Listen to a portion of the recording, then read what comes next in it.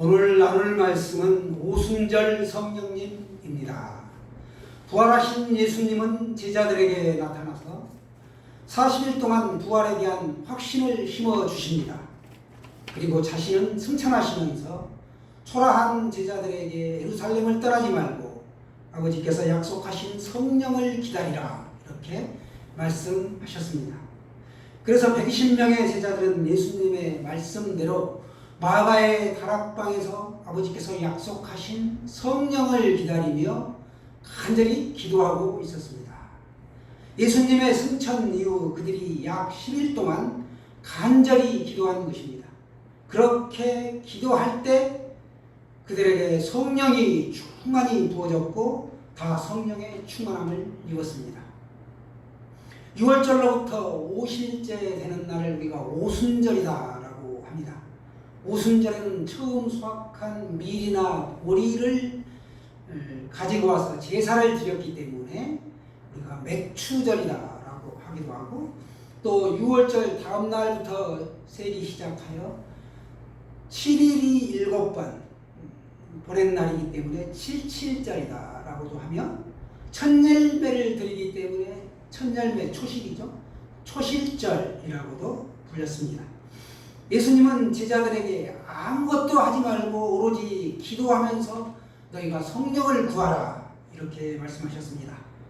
사랑하는 여러분, 만일 내게 지혜가 부족하고 내가 무능하고 내게 재정이 없고 특히 나에게 질병이 있다면 남 탓하지 마시고 원망도 하지 마시고 성령을 기대하고 어떻게 하라? 기도하시기 바랍니다. 기도보다 위대한 일은 없습니다. 기도하면 성령의 능력이 임합니다. 우리가 언제까지 기도해야 합니까? 바로 응답을 받을 때까지. 하나님은 언제나 선하시고 하나님의 때는 언제나 정확합니다. 이 세상에는 참으로 배울 것이 많지요. 그러나 완전한 답을 주지 못합니다. 영안을 뜨고 우리가 세상을 보아야 합니다. 우리 주변에 안식교가 있고 여호와의 증인이 있고 이슬람들이 있습니다. 뿌리는 구약 사상에서 똑같이 출발했지만 결코 인생의 답을 주지 못합니다. 그런가 하면 톨스토이는 전쟁과 평화 또 부활이라는 위대한 작품들을 썼습니다. 그러나 그는 외딴 섬에서 폐렴으로 죽었습니다. 또 노인과 바다를 쓴 해밍웨이는 권총으로 자살하였습니다. 목걸이의 저자 모파상 또한 자살을 시도하였고 정신병원에서 죽습니다. 이들이 아무리 몸부림을 쳐도 근본 문제는 해결이 불가능하였다는 사실입니다. 그러나 예수 그리스도는 참 제사장으로 우리의 이 죄 문제를 해결해 주셨습니다. 또 참 선지자로 하나님을 만나게 해주셨고 참 왕이 되셔서 사단의 세력들을 이기게 해 주셨습니다. 이 예수님은 자신은 승천하지만 또 다른 보혜사 성령님을 내가 보내주시겠다라고 한 것입니다. 이 말씀을 알아듣는 순간 나의 영안이 열리고 문제는 해결을 받습니다. 우리는 살면서 말 때문에 굉장한 상처를 받죠. 지난 월요일에 1층에 피자 가게가 이사를 가면서 옥상에 있는 우리의 가스통 2개와 외부에 있는 가스 배관 전체를 싹 뜯어갔습니다. 황당하게 아주 저희가 놀라는 일이 발생했는데 전화가 왔어요. 그래서 제가 어떻게 반응했을까요? 그냥 좋은 말로 아유 다시 설치해 주시면 되지요 라고 했습니다. 그런데 조금 후에 전화가 와가지고는 내일 가스 쓰시냐고 물으시면서 가스통을 왜 1층에 안 놓고 옥상에 뒀지요? 라고 하는 겁니다. 귀찮고 돈이 들어가니까 본심이 지나간 말로 나온 겁니다. 다음날 오전에 잘 마무리가 되었습니다만 성령의 능력을 던지는 사건이었습니다. 우리 그리스도인은 살면서 특히나 이 절제된 언어가 굉장히 필요합니다. 한 남편이 아내의 생일에 케이크를 사들고 퇴근하다가 교통사고를 당했습니다. 다행히 목숨은 건졌지만 한쪽 발을 쓸 수 없게 되었습니다.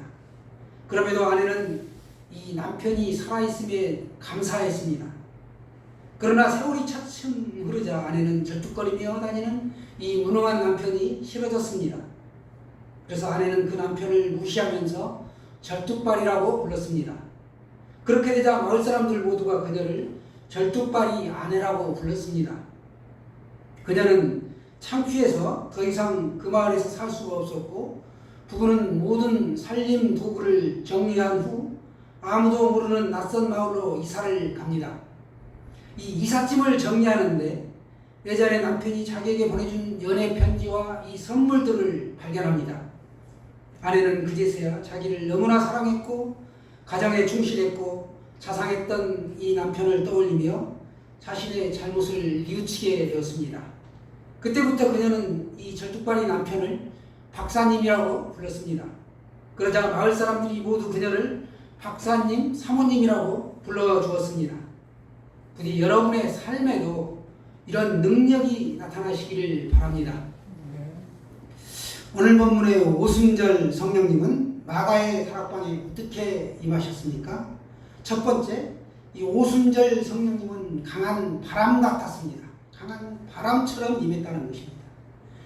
여러분이 가지고 계신 성경 2절에 보시면 호련히 급하고 강한 바람 같은 소리가 있어 그들이 앉은 온 집에 가득하여 합니다.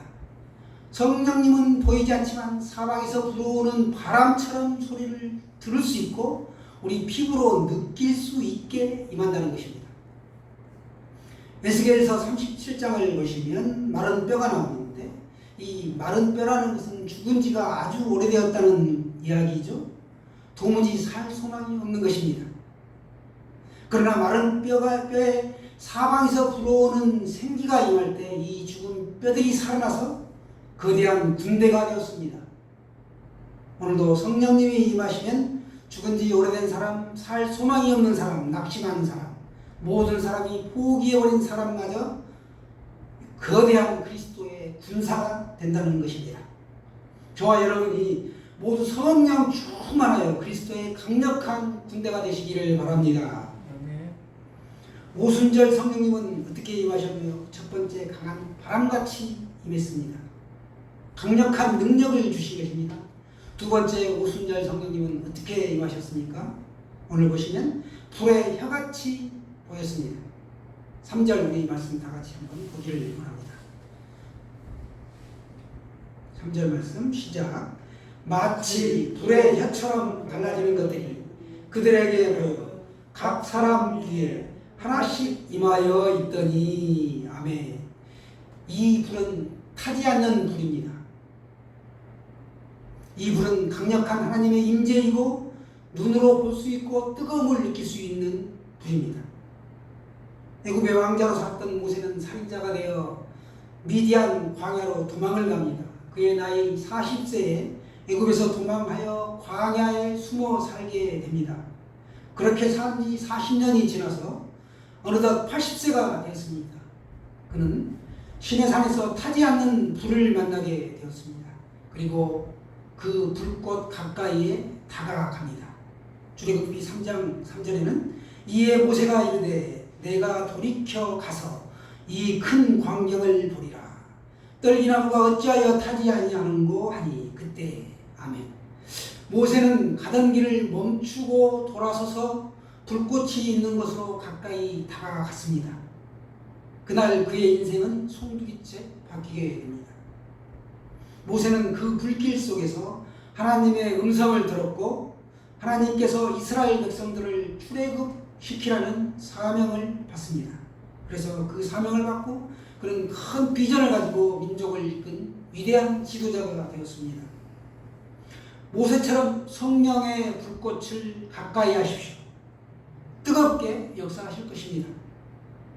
성령이 임하면 마른 뼈가 살아나고 성령이 임하면 죽어가던 사람이 비전의 사람으로 바뀐다는 것입니다. 두 번째, 오순절 성령님은 불의 혀같이 보였습니다. 오늘 강한 바람 같은 성령, 불의 혀 같은 성령이 여러분에게 임하기를 원합니다. 세 번째, 오순절 성령님은 어떻게 임하셨습니까? 다른 언어로 말하게 하셨습니다. 4절 말씀이죠. 그들이 다 성령의 충만함을 받고 성령이 말하게 하심을 따라 다른 언어들로 말하기 시작하니라. 아멘. 사도행전을 쓴 사람은 의사 누가입니다. 의사의 그 눈길로 아주 섬세하게 기록을 남겼습니다. 성령으로 세례를 받으면 성령 충만하게 된다는 것입니다. 중요한 것은 성령이 내 온몸에 빈 공간이 하나 없이 충만하게 채워지는 것을 말합니다. 충만은 그야말로 가득 차서 넘쳐난다 라는 의미입니다. 성령 충만하게 되면 사람의 말이 달라집니다. 성령이 말하게 하심을 따라 말을 하기 때문에 그렇습니다. 처음에 세상에는 언어가 하나뿐이어서 모두가 같은 말을 썼습니다. 그러다가 창세기 11장에 나오는 바벨탑 사건으로 하나님께서 그들을 온 땅에 흩으셨고 그들은 각 나라의 말이 다르게 되었습니다. 처음에 세상에는 언어가 하나뿐이어서 모두가 같은 말을 썼습니다. 그런데 이 바벨탑 사건으로 하나님은 그들을 온 땅으로 흩으셨고 그제야 그들은 도시 세우는 일을 멈추게 되었습니다. 그만뒀다는 것이죠. 바벨탑을 지으려다 사방으로 흩어졌던 그들은 각 나라의 말이 다르게 되었습니다. 그런데 오순절 한 곳에 모인 사람들은 저마다 자기 모국어로 말하는데도 서로가 다 알아들을 수 있었습니다. 방언을 주신 것이죠. 성경에는 두 종류의 방언을 언급하고 있습니다. 여기서의 방언은 각 지역의 언어들로 외국어를 말합니다. 성령의 역사였습니다. 오순절에 예루살렘으로 각 지역 사람들이 꾸역꾸역 모여들었던 것이죠. 모인 사람들 모두가 외국어를 배우지 않았음에도 자기네 지역말로 알아들을 수가 있었습니다. 성령은 이처럼 지역을 초월하셨고 언어를 초월했습니다. 이는 당시 모든 나라와 민족들에게 신속한 복음 전파를 위해 나타난 성령의 특별한 역사였던 것입니다. 또 한 가지 방언은 보통 사람들이 알아듣지 못하는 신비한 언어 형태로 표현이 되는데 하나님께서 특별한 사람에게 주시는 성령의 은사 가운데 하나가 바로 방언입니다. 이렇게 두 가지입니다. 성령이 임하면 그 사람을 지배하는 생각이 달라지게 되고 언어가 말이 달라지게 된다는 것입니다. 오늘 본문에는 제자들이 10일 동안 기도했을 때 성령이 바람처럼 불처럼 임했습니다.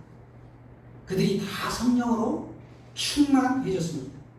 그날 그들의 인생은 완전히 변화되었습니다. 그들은 더 이상 두려움에 사로잡혀서 숨어 살지 않았습니다. 혹 삶의 문제로 절망 속에 빠진 분이 계신가요? 오늘 오순절에 임했던 성령님이 임하게 되시길 바랍니다. 오늘날도 여전히 하늘의 이 신비한 언어인 방언은 유익합니다. 다 방언할 수 있기를 바랍니다.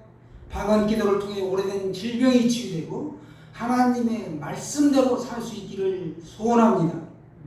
우리가 어떻게 하면 성령의 충만함을 받을 수 있을까요?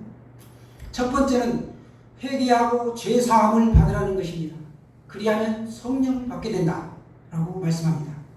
무엇을 회개하라는 것입니까? 예수님을 죽인 것을 회개하라는 것입니다.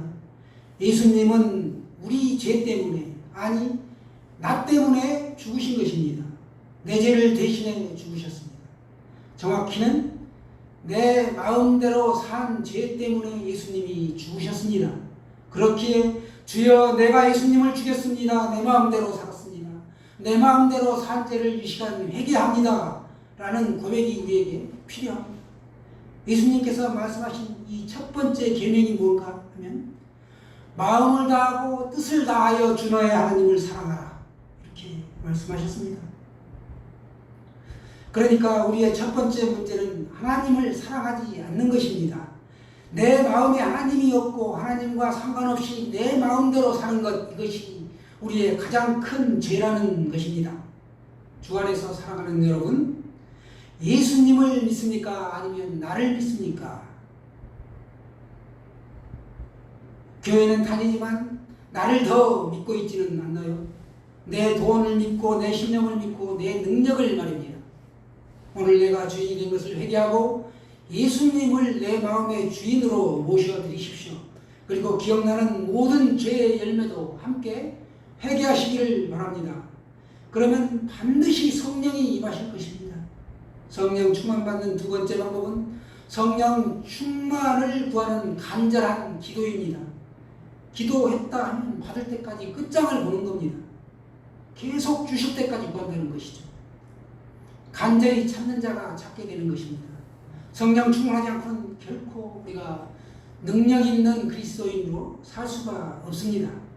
그렇기에 야고보는 얻지 못하면 구하지 아니하기 때문이라고 했습니다.